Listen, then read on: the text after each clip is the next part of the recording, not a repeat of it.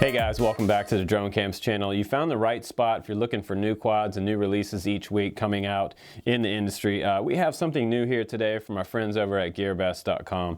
This is a little Makerfire micro FPV quadcopter. It's kind of a Tiny Whoop knockoff or Inductrix FPV knockoff, but the twist to this one is it has a DSM receiver on here and it has Betaflight. So I'm going to show you how to hook this up in Betaflight and get it working with your radio on my computer. We'll do a voiceover and walk you through that. So hopefully that is an added value for this video. And also, if you're thinking about getting one, we'll do a little bit of durability test by flying it outside. If something breaks on this frame, I'll let you guys know, and also let you know if it's worth the money. So we're going to go ahead and get started in Betaflight, and then we'll go outside and do some flying. Now I'm going to go ahead and show you guys where the bind button is on this little Makerfire Mini. Now right in the front here, there's a little tiny button, and the way you get to that bind button is if you use a pair of curved tweezers like I have here, you can get in there and hold that button down. You're also going to have to power it up at the same time, having that button pushed down. It's a little bit difficult to do. You might have to do it, take a couple tries to get it done, but once you get it turned on and that button held down, you can turn on your Spektrum transmitter over here, hold down the bind button, and then you can go ahead and bind it up. After that, we can go ahead and get started inside Betaflight. Okay guys, let's go ahead and get started in Betaflight.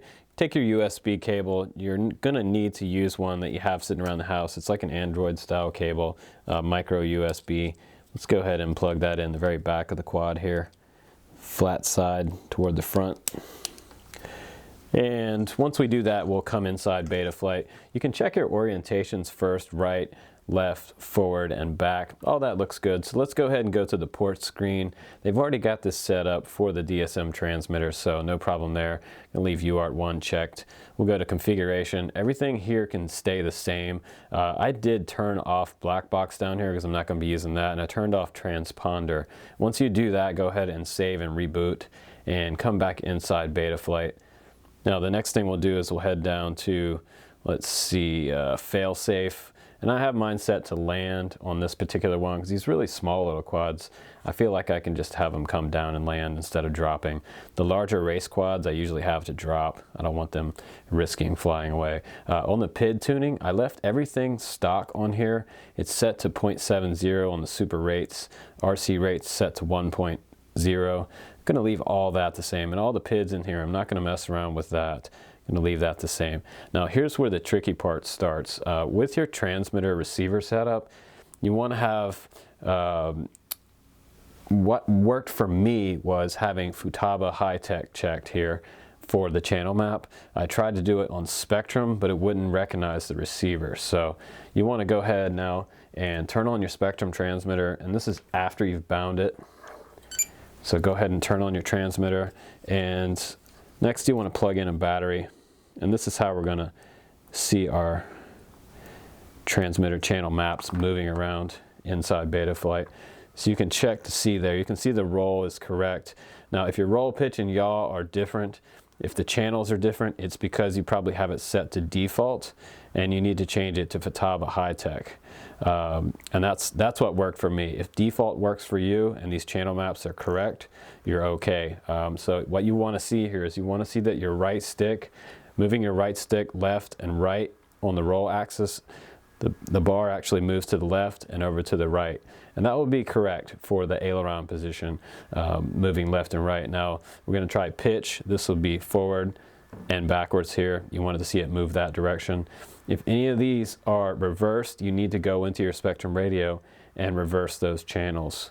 Throttle should go up and down like this along that range, and your yaw should go left like this and right like this. You can see a little preview of it over here on the screen, sort of a little virtual, virtual display there. It shows you how fast your pitch and roll counteract with your quad versus your channel maps.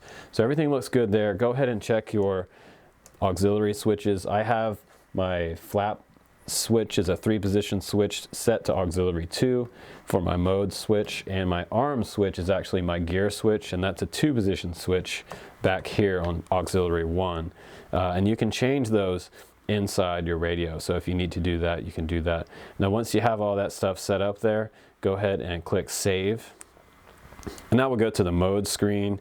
On the modes, like I said, auxiliary 1, you can see that little yellow dot right here. If you move your auxiliary 1 channel, what you're going to use is your ARM channel, and you don't see it actually work. You don't see this little yellow spot right here move over. You're going to have to change that to the auxiliary that your switch is on. So depending on which switch you're going to use on your radio, you use gear and set it up like I did, the gear switch. That's on my left index finger, so I can get to that pretty easily.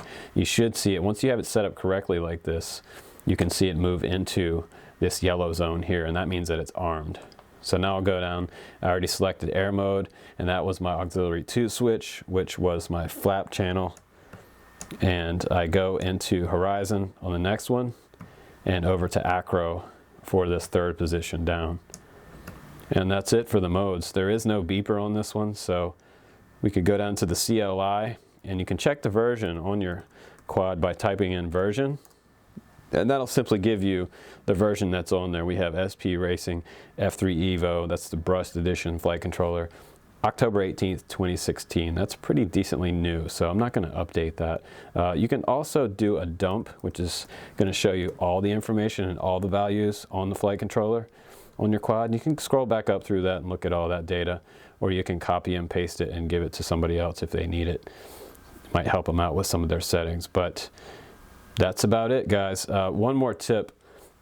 When you go to arm your quad, if your quad does not arm, what you need to do on the Spektrum radio is you need to take the trim switch where the throttle is and push the trim switch all the way down to 0.